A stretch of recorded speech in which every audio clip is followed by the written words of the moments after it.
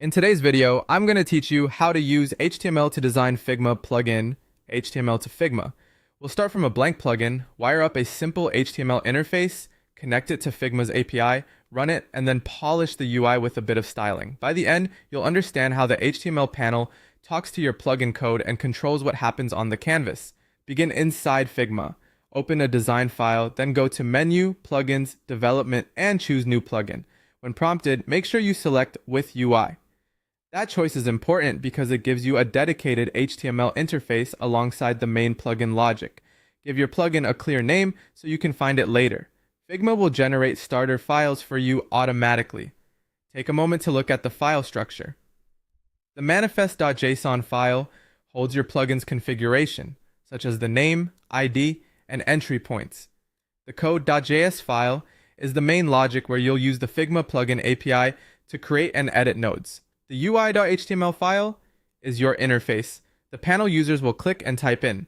Keeping these roles in mind helps you know where to put each change. Now let's design the UI. Open UI.html and add a simple heading that says My Plugin, followed by a button with the ID Create. Beneath that, add a script tag that listens for a click on the button and calls parent.postMessage with a plugin message object whose type is createBox. That single line is the bridge from the HTML world to the Figma plugin runtime. The HTML runs in a sandboxed iframe, so postMessage is how you safely send instructions out to the main code. Switch to code.js to add functionality. First, call figma.showUI via HTML so the interface appears. Then set up figma.ui.onMessage to receive messages.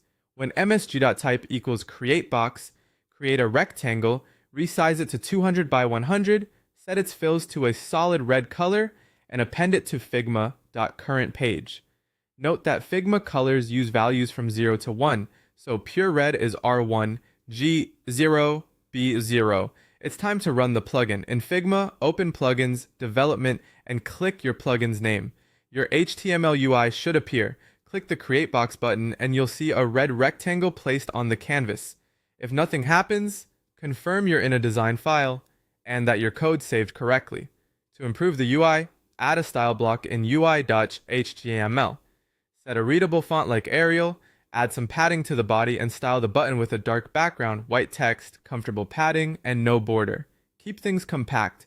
Plugin panels benefit from simple, focused